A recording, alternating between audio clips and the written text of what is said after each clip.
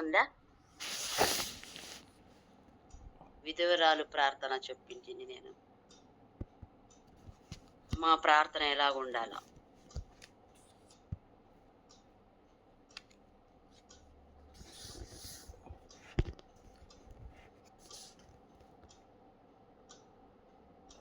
ఎవరికి జ్ఞాపకం లేదా? తప్పుగా అనుకోదండి.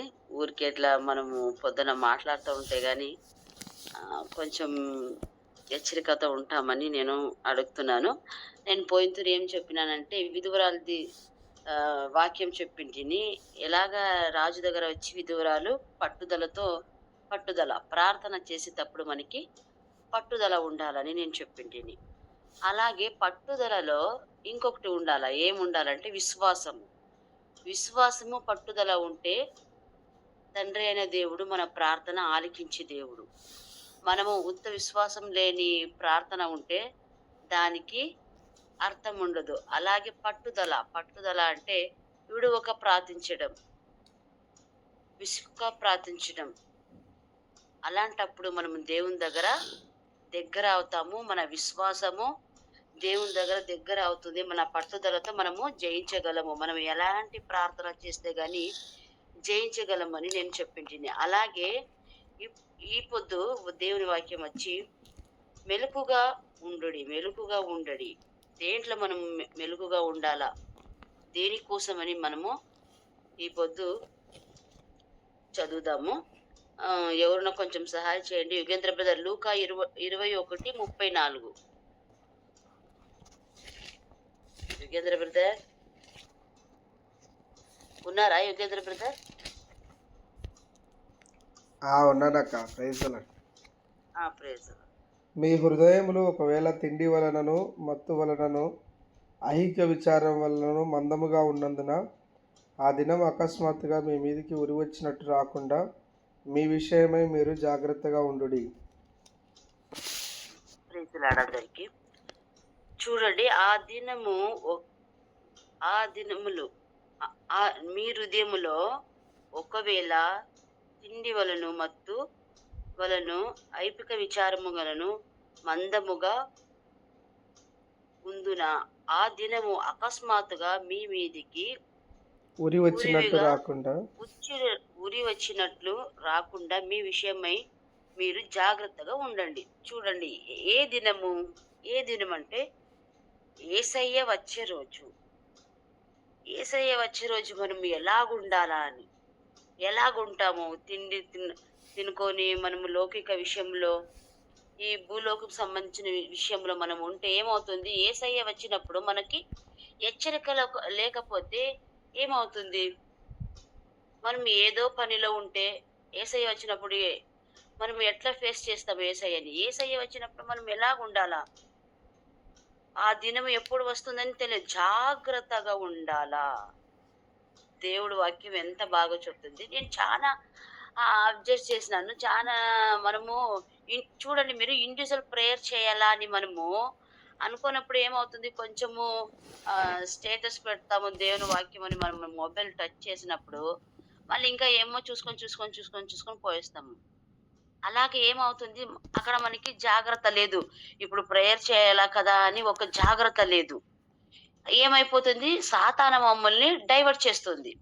అలాగే కొన్ని చాలా విషయంలో ప్రార్థన విషయంలో కానీ మనం ఎక్కడన్నా పోతే ఏమవుతుంది? మనము వేరే విషయంలో మాట్లాడుతూ ఉంటాం కానీ మనము జాగ్రత్త విషయంలో, మన పిల్లలకు కానీ మన కుటుంబంలో కానీ మనము జాగ్రత్త విషయంలో మాట్లాడము.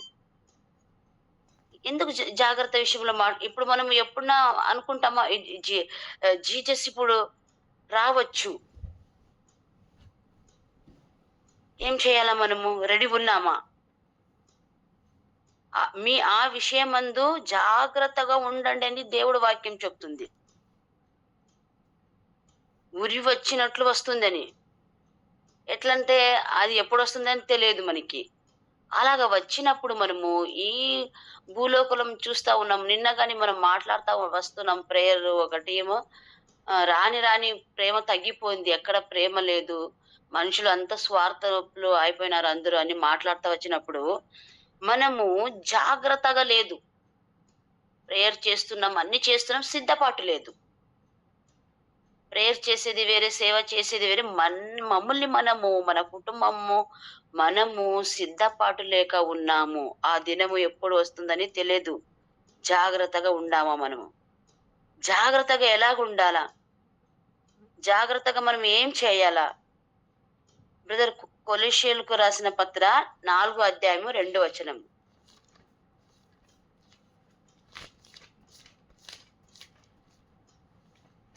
Praise the lord.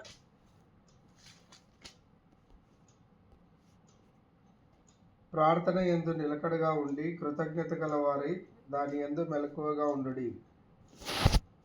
Praise the lord. ఎట్లా జాగ్రత్త? చూడండి, ఎట్లా జాగ్రత్తగా ఉండాలంటే మనము ప్రార్థన యందు నిలుకడగా ఉండాలి. ఉండాలి. మనము కృతజ్ఞత వారై దాని యందు మెలుకుగా ఉండాలా. చూడండి, మనం ఎప్పుడు ప్రార్థన చేస్తా ఉండాలంటే జాగ్రత్త. ఎలాంటి జాగ్రత్త? ప్రార్థన చేస్తా ఉండాల మనము.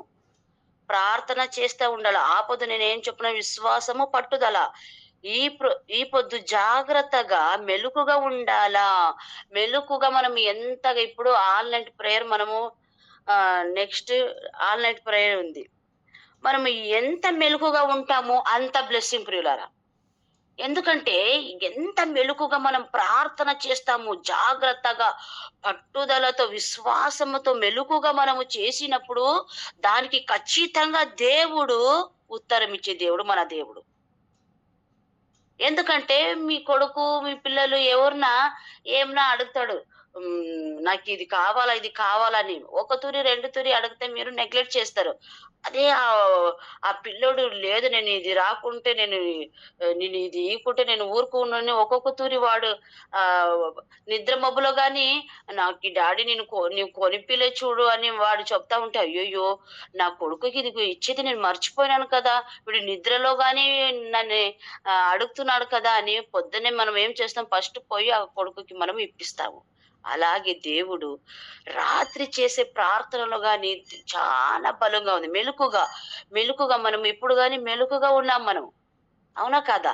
మనమందరం మెలుకుగా ఉన్నాము. కానీ మనము మెలుకుగా ఉండి ప్రేయర్ చేయనట్లు సాతాను ఏం చేస్తుంది? నిద్ర మబ్బు తెస్తుంది మనకి. ఖచ్చితంగా నిద్ర మబ్బు తెస్తుంది. ఆల్ నైట్ ప్రేయర్ గాని, పొద్దున్న గాని చూడండి. ఎందుకంటే ఆ సాతానికి ఏమి ఇష్టం లేదు, మనం దేవుని దగ్గర పొందేది ఇష్టం లేదు. దేవుని సహవాసంలో ఉండేది ఇష్టం లేదు. మనం హెచ్చరికగా, జాగ్రత్తగా ఉండేది సాతానికి ఇష్టమే లేదు. ఎందుకంటే మనం జాగ్రత్తగా ఉంటే ఏమవుతుంది? దేవుడు వచ్చినప్పుడు మనం సిద్ధపాటుగా ఉంటాము. ఆ సిద్ధపాటు సాతానికి ఇష్టం లేదు. మనం మెలుగుగా ఉండేది సాతానికి ఇష్టం లేదు. కానీ మనము పరిశుద్ధాత్మ నుండి మనము మెలుగుగా ఉండి ప్రార్థించినప్పుడు ఏమవుతుంది? కృతజ్ఞతా భావంతో మనం ప్రార్థన చేసినప్పుడు ఏమవుతుంది? దేవుడు వచ్చినప్పుడు మనము జాగ్రత్తగా ఉండగలము. దేవుడు వచ్చినప్పుడు మనము సిద్ధపాటుతో ఉండగలము. అట్లే ఒక స్టోరీ ఉంది. ఏమంటే ఒక మార్వాడి అంటే మనం అందరికీ తెలుసు. వాడి దగ్గర చాలా బంగారం ఉంటుంది. ఇంట్లో చానా బంగారం ఉంటుంది. అంగడిలో చానా బంగారం ఉంటుంది. ఆయన ఒక క్రిస్టియన్స్. ఆయన ఆయన దగ్గర చానా ఆస్తి, చానా బంగారం ఉంటుంది. అంత అంత ఆ ఊర్లో ఉండే దొంగలకి ఆ ఇంటి మీద కన్ను ఉన్నింది. కానీ ఆయన ఎప్పుడు ప్రార్థన చేసేవాడు. కుటుంబ ప్రార్థన. రాత్రి ప్రార్థన చాలా ప్రముఖము. రాత్రి ప్రార్థన మనము చీకటిలో చేసే ప్రార్థనకి చాలా బలం ఉంది ప్రియులారా. ఆయన ఏం చేసేవాడు? రాత్రి అంతా వాళ్ళ పిల్లల్ని అంతా పిలుచుకొని, రాత్రి మనము ఏ కారణంకి ప్రార్థన ఆగకూడదు. మనం ప్రార్థన చేసే పనుకోవాలా. మనము దినామని ప్రార్థన చేసి అందరూ 10 గంటలు అవుతాయి గాని, 11 అవుతాయి గాని కుటుంబంతో ప్రార్థన చేసి పనుకునేవాళ్ళు. ఆ దొంగ వాళ్ళు వచ్చి దొంగించికి ఆ ఇంటికి వస్తారు. వచ్చినప్పుడు ఏమవుతుంది? వాళ్ళు చూస్తారు, ఆ ఇంటి చుట్టా ఒక గోడ ఉంది. ఎట్లా గోడ అంటే ఎవరు ఏం చేయలేరు ఆ గోడని. అట్లా ఉంది. వాళ్ళు పగలు కొట్టొచ్చేస్తారు. ఏం చూస్తారు? అది పగలటం లేదు ఆ గోడ. ఏమిది గోడ ఈ విచిత్రంగా ఉంది. ఈ గోడని మనము ఎప్పుడు చూడలేదు కదా! అని ఆ దొంగోళ్ళు పోయేస్తారు. పోయినాక మళ్ళీ చూస్తారు, ఇంకొక రోజు పొద్దున చూస్తారు ఆ గోడ లేదు. ఏమిది? మేము రాత్రి వచ్చినప్పుడు గోడ ఉన్నింది. ఇప్పుడు పొద్దున వచ్చినప్పుడు గోడ లేదు కదా! అని వాళ్ళు ఏమిది అని వాళ్ళకే కన్‌ఫ్యూజ్. మళ్ళీ ఇంకొక రోజు వస్తారు. వాళ్ళు అట్లే ప్రార్థన చేసి పనుకుంటారు. మళ్ళీ ఆ గోడ రాత్రి వచ్చుంటుంది. మళ్ళీ పొద్దున ఆ గోడ పోయేస్తుంది. ఇదేమి వీళ్ళింట్లో ఏమో ఉంది, ఏమో ఉంది. ఇది వీళ్ళింట్లో ఏమో మంత్రం చేసి పెట్టినారు. ఏమో ఉంది అని వాళ్ళకి ఒక డౌట్ దొంగలకి. మనం ఏం చేయాలా? ఏమైనా చేసి ఒక రోజు పోయి కనుక్కోవాలంటే. ఒకరోజు ఏమైంది? మనం గాని అట్లే. కుటుంబ ప్రార్థన మిస్ అవుతా ఉంటుంది. ఇండివిడ్యువల్ ప్రార్థన మిస్ అవుతా ఉంటుంది. గ్రూప్‌లో వచ్చి జాయిన్ అయ్యే ప్రార్థన గాని మిస్ అయి ఉంటుంది. నేను చానా అబ్జర్వ్ చేసినాను. అలాంటప్పుడు నాకు చానా శోధనలు, చానా కష్టం దానికి నేను ఎలాంటి పరిస్థితిలో గాని గ్రూప్ ప్రేయర్ గాని బలం ఉంది ప్రియులారా. అన్ని దాంట్లో మనం జాగ్రత్తగా, మెలకువగా మనం ప్రేయర్ చేసే దాంట్లో చాలా బలం ఉంది. ఈ గ్రూప్ ప్రేయర్‌లో చాలా బలముంది. మనం చీకటిలో చేసే ప్రేయర్‌లో చాలా బలముంది. మనము రాత్రి పూట చేసే ప్రేయర్‌కి చాలా బలముంది. చైన్ ప్రేయర్‌కి చాలా అన్ని ప్రేయర్‌లకి చాలా బలముంది. అప్పుడు ఏమైంది? ఆ దొంగోలు ఏం చేసినారు, ఒకరోజు చూద్దాము ఎప్పుడు దొరుకుతుంది చూద్దాం, వాళ్ళని అడగాల ఏముంది లోపల ఏమో ఉంది. దానికి ఇట్లా అవుతా ఉంది అని అడగాల అని ఒకరోజు చూస్తే వాళ్ళు ఏమో వాళ్ళ ఇంట్లో కొంచెం ప్రాబ్లమ్ అయ్యి ప్రేయర్ చేయలేక పనుకున్నారు ఆ ఫ్యామిలీ. వాళ్ళు వచ్చి చూస్తారు, గోడ లేదు. భద్రకోట లేదు. ఆ భద్రకోట లేది వాళ్ళు చూసి ఏం చేసినారు, వాళ్ళ ఇంటి లోపల వచ్చేసినారు. వచ్చినాక వీళ్ళంతా భయపడినారు. ఏమి ఇట్లా వచ్చినారు? దొంగించేకి వచ్చినారా మీరు? ఈ తీసుకొని పోండి. లేదు లేదు మేము దొంగించకు రాలేదు ఈ పొద్దు. ఎందుకు రాలేదు? మీరు దొంగ వాళ్ళు కదా! మేము మిమ్మల్ని చూస్తే అట్లే కనిపిస్తున్నారు. ఈ చీకటిలో ఎవరొస్తారు? దొంగోళ్ళు కదా వచ్చేది అంటే. అవును మనం దొంగోలే. కానీ ఇట్లా మేము వచ్చినప్పుడు నైట్ అంతా గోడ ఉంటుంది. పొద్దున చూస్తే ఆ గోడ ఉండదు. ఏమిది దేనికి మీరు ఏమైనా మంత్రం చేస్తున్నారా? అప్పుడు ఆయన చెప్పినాడు, లేదు మేము మంత్రం చేయలేదు. మా తండ్రి అనే దేవుడు మనం ప్రేయర్ చేస్తున్నాం మనం దినాము. మనం ప్రేయర్ చేసినప్పుడు మా ఇంటి చుట్టూ ఒక గోడ వస్తుంది. ఆ పొద్దున ఆ గోడ ఉండదు. మనకి రాత్రి పూట మనకి కాపుదలగా దేవుడు మా ఇంటి చుట్ట ఆ గోడ కట్టేది అది సామాన్య గోడ కాదు. మనం కుటుంబ సమేతము మనం ప్రేయర్ ప్రేయర్ చేస్తాము. అదే గోడ చూడండి. మనం ప్రార్థన చేసేటప్పుడు మనకి భద్రకోట ఇచ్చే దేవుడు మన దేవుడు. మన ఇంటికి కాపరి, మన పిల్లలకి కాపరి, మన సంఘానికి కాపరి, మనము నడుచుకొని పోయేటప్పుడు కాపరి. చూడండి, ప్రార్థనలో ఎంత బలముంది. అది ఇండివిడ్యువల్ ప్రేయర్ గాని, అది గ్రూప్ ప్రేయర్ గాని, సంఘ ప్రేయర్ గాని, చీకటిలో మెలకుగా చేసే ప్రేయర్‌కి చాలా బలముంది. చూడండి, ఆ భద్రకోట ఆ గోడ ఎట్లా వచ్చింది, అలాగే మనము జాగ్రత్తగా దేవుడు వచ్చినప్పుడు మనము జాగ్రత్తగా ఉండాలంటే, మనము మెలకుగా ఉండి ప్రార్థన చేయాల. కృతజ్ఞతగా మనము ప్రార్థన చేయాల. మనము నిద్రపోలేక ప్రార్థన చేయాల. మనము జాగ్రత్తగా ప్రార్థన చేసేటప్పుడు మన ఇంటికి, మన పిల్లలకి, మనం పని చేసే చోట వచ్చే ప్రతి ఒక్క శోధనకి, బలహీనతకి, అన్ని దానికి దేవుడు భద్రకోట వేసే దేవుడు మన దేవుడై ఉన్నాడు. దానికోసం మనం ఎప్పుడు మన ప్రాణ, ఆత్మ, శరీరంతో మనం ప్రేయర్ చేయాల. నిద్రించక ప్రేయర్ చేయాల. జాగ్రత్తగా మనం ప్రేయర్ చేయాల. అలాగే మనం చూస్తాము. మనం ఎందుకు రాత్రి ప్రేయర్ చేస్తాము? మెలకుగా ఎందుకు ప్రార్థన చేస్తాము? ఎందుకంటే చూడండి, మనం చేసే ప్రార్థన రాత్రి అంటే ఏమి? ఎందుకు దేవుడు పగలు రాత్రి చేసినాడు? ఎందుకు పగలు రాత్రి చేసినాడంటే, పగలంతా మీరు కష్టపడి రాత్రి అంతా మీరు నిద్ర లేవాలా అని. నిద్రించాలని. మనము పగులంతా మెలకుగా ఉండి రాత్రిపూట నిద్రపోతాము. తయారైపోతాము మనము. కానీ ఎవరు మెలకుగా ఉంటారు చెప్పండి? కీర్తన 121 చెప్తుంది. ఇశ్రాయేలుని కాపాడువాడు కునుకడు నిద్రపోవుడు. Praise the Lord. చూడండి, ఆయన ఒక్కడే నిద్రపోలేక ఉన్నాడు. ఇంకొకరు కానీ నిద్రపోరు. ఎవరు? సాతాను. యోహాన 10:10 మనం చూస్తాము. దొంగించేవాడు ఎవరు? హత్య చేసేవాడు ఎవడు? నాశనం చేసేవాడు ఎవడు? సాతాను. సాతానికి మనం మెలకుగా ప్రార్థన చేసేది ఇష్టం లేదు. కానీ దేవుడికి మనము మెలకుగా ప్రార్థన చేసేది ఇష్టం. ఎందుకు చూడండి, ఒక ఆఫీస్ దగ్గర మనకి చాలా అర్జెంట్ ఒక పని ఉంటుంది. గుంపులో పోయి ఫైల్ పెడితే ఆ ఫైల్‌కి విలువ ఉండదు. అదే మీరు ఇండివిజువల్‌గా పోయి మీరేం చేస్తారు, ఇంత మనం పోతా ఉంటే గాని మనకి పని జరగటం లేదు. మనం ఇండివిజువల్‌గా పోయి మాట్లాడదాము ఆ సార్ దగ్గర అని అనుకుంటాము. అలాగే మనం గాని ఇప్పుడు రాత్రి ఎవరెవరు వెలుగుగా ఉన్నామో చూడండి. ఎంత అదృష్టం చూడండి. మనమంతా అదృష్టం గలవారు. ఎందుకు చూడండి, మనం మెలుకుగా ప్రార్థిస్తున్నాము ఇప్పుడు. మెలుకుగా దేవుని వాక్యం వింటున్నాము. మెలుకుగా దేవుని స్తుతిస్తున్నాము. కానీ అందరూ పనుకున్నారు. అవునా కదా? అందరూ పనుకున్నారు. కానీ ఇప్పుడు డైరెక్ట్ మనం ఏమవుతుంది, ఇండివిజువల్ ఫైల్ ఇస్తున్నాం దేవుడికి. ఆ ఫైల్ ఇచ్చినప్పుడు దేవుడు ఖచ్చితంగా నా కోసం, నా బిడ్డ, నా కొడుకు మెలకుగా ఉండి ప్రార్థిస్తున్నాడు. ఈయన ప్రార్థన నేను వినాలా, ఈయన ప్రార్థన ఫలించాలా అని దేవుడు మా ప్రార్థన వినే దేవుడు.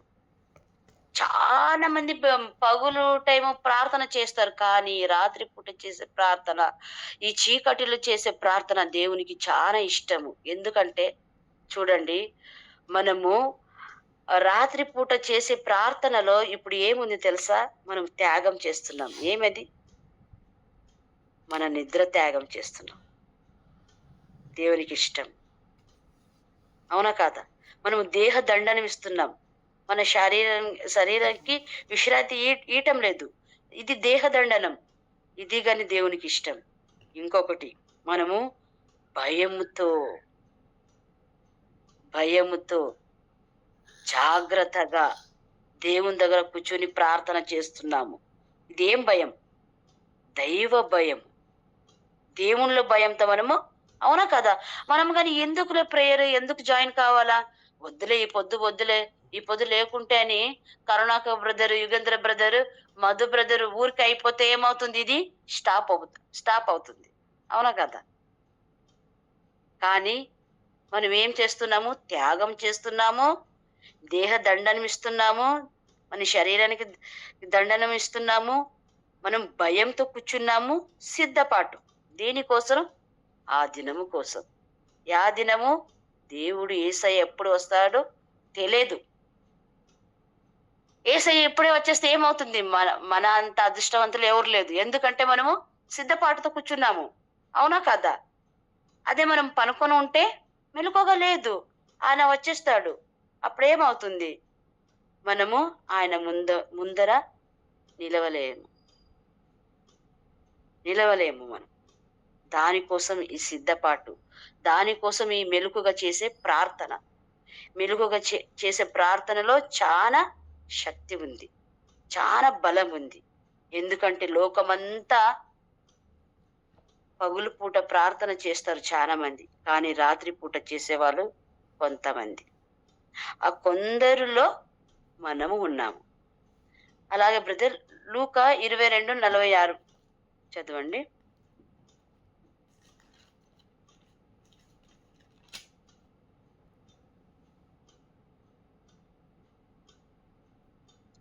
లూకా మీరెందుకు 22:40. నిద్రించుచున్నారు? శోధనలో ప్రవేశించకుండానట్లు లేచి ప్రార్థన చేయుడని వారితో చెప్పెను. చూడండి, శిష్యులతో ఎందుకు చెప్పండి? మనము దాని కింద ఉండేది కానీ చదవండి పిల్లరా. ఆయన ఇంకనూ మాట్లాడుచుండగా ఇదిగో జనులు గుంపుగా వచ్చి 12 మందిలో యూదా అనబడిన వాడి కంటే ముందుగా నడిచి యేసును ముద్దు పెట్టుకొనుటకు ఆయన యొద్దకు రాగా, ఆయన ప్రార్థన చాలించిన లేచి తన శిష్యుల యొద్దకు వచ్చి వారు దుఃఖము చేత నిద్రించుట మాని. చూడండి, వాళ్ళు ఏమైంది తెలుసా? ఎందుకు నిద్రపోతారు? చాలా చిన్న పిల్లలు చూడండి, చాలా ఏడుస్తుంటారు. చాలా ఏడ్చేసి పనుకొనేస్తారు. పెద్దవాళ్ళు కానీ అంతే. మనం చాలా ఏడ్చినప్పుడు మనకి గాఢ నిద్ర వచ్చేస్తుంది. అలాగే సాతాన మన వాళ్ళ దుఃఖముతో ఏమి దుఃఖము యేసయ్యని పట్టుకొని పోతున్నారు. చాలా దుఃఖం. యేసయ్య పోయేస్తాడు ఇప్పుడు మన దగ్గర ఉండడేమో అని. వాళ్ళు దుఃఖంతో ఉన్నారు. ఆ దుఃఖంతో ఏమైంది? సాతాన వారికి నిద్ర తెచ్చేసింది. అలాగే మమ్మల్ని సాతాన ఏం చేస్తుందంటే ఫుల్ టయర్డ్‌నెస్ చేస్తుంది బాడీ. అదినా ఒకటి చేస్తుంది. లేకుంటే దుఃఖము. ఏమో దుఃఖంలో ఏం చేస్తాం మనము? ఏంపా ఈ పొద్దు చాలా దుఃఖంలో ఉన్నా నేను. ఈ పొద్దు నా బాడీ సపోర్ట్ చేయటం లేదు. నేను ఈ పొద్దు మెలకుగా లేక నేను నిద్రపోవచ్చు కదా అని మనం ఏం చేస్తాము? నిద్రపోయేస్తాము. అప్పుడేమవుతుంది? ఏమవుతుంది? యేసయ్య వచ్చేటప్పుడు మనం నిద్రపోతా ఉంటే, అక్కడ గాని దేవుణ్ణి మనము ఎదిరించలేము. అలాగే వీళ్ళు దుఃఖంతో పనుకునేసినారు. దుఃఖంతో నిద్రతో పనుకునేసినారు. దేవుడు యేసయ్య ఏం చెప్పినారు? మెలకుగా ప్రేయర్ చేయండి, ప్రార్థన చేయండి అని చెప్పినాడు. కానీ వాళ్ళేం చేస్తున్నారు? పనుకునేసినారు. పనుకుంటే అప్పుడు యేసయ్య వచ్చి ఎంత బాధపడేవచ్చు. అలాగే మమ్మల్ని కూడా యేసయ్య అట్లే వస్తాడు. వాళ్ళ శిష్యులు ఎట్లా పనుకున్నారు? మనము గాని ఆయన శిష్యులు. ఆయన ఎన్నుకున్న శిష్యులు. ఎఫెసీయులు 1:4 ఆయన ఎన్నుకున్న శిష్యులు మనము.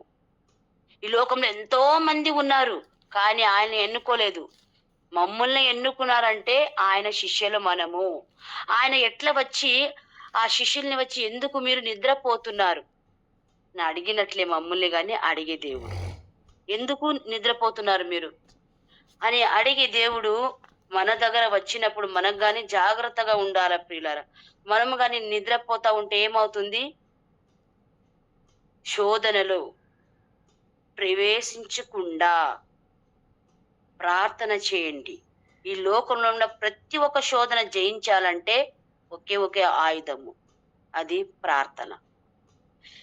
శిష్యుల దగ్గర వచ్చిన యేసయ్య ఇప్పుడు మన దగ్గర వచ్చేవాడు. ఆ దినము రాక మునిపే మనం ఏం చేయాలా?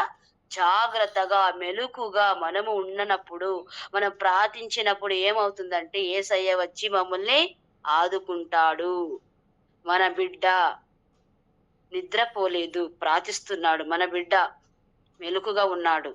ఎంత గొప్ప విషయం చూడండి. దానికి ఈ సహవాసంలో దేవుడు మమ్మల్ని అంతా చేర్చినాడు.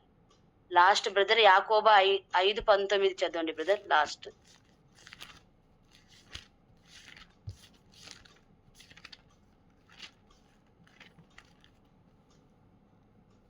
నా సహోదరులారా, మీలో ఎవడైనాను సత్యము నుండి తొలగిపోయినప్పుడు మరియొకడు అతని సత్యమునకు మళ్ళించిన ఎడల పాపిని వాని తప్పు మార్గము నుండి మళ్ళించువాడు మరణం నుండి ఒక ఆత్మను రక్షించి అనేక పాపములను కప్పివేయనని తాను తెలుసుకొనవలెను.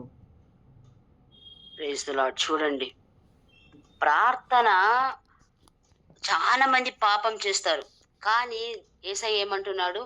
ఒక్కడు పాపంలో ఉన్నప్పుడు ఆయన వచ్చి మనము మనము ప్రేయర్లో, మన సంఘంలో మనము వాడిని పిలుచుకొని వచ్చినట్లయితే ఏమవుతుందంట తెలుసా? మన పాపమంతా దేవుడు క్షమిస్తాడంట. ఎంత గొప్ప విషయం చూడండి, ఎంత గొప్ప విషయము. చాలా మంది మనం ఏం చేస్తాము? అనేక మందిల్ని వదులుకుంటాము.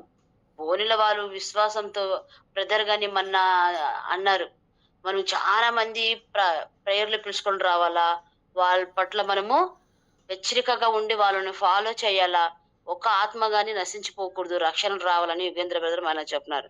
అలాగే మనము గాని చైన్ ప్రేయర్ లో బ్రదర్ చెప్పినారు, మనము గాని మన ప్రార్థనలో అనేక మందిని పిలుచుకుని వచ్చినట్లు, తండ్రి అయిన దేవుడు తన పరిశుద్ధాత్మతో మమ్మల్ని నింపినట్లు, మనము గాని ఆ దినం ఎప్పుడు వస్తుందో తెలియదు. జాగ్రత్తగా ఉండాలి. ఎందుకంటే మనము చుట్టూరా జరుగుతా ఉన్న ప్రతి ఒక్క పరిస్థితి చాలా కఠినకరంగా ఉంది. మనం ఎంత మెలకుగా ఉండి ప్రార్థన చేస్తాము, మనం అంత భద్రకోటలో ఉన్నట్లు, మనం హెచ్చరికతో ఉన్నట్టు.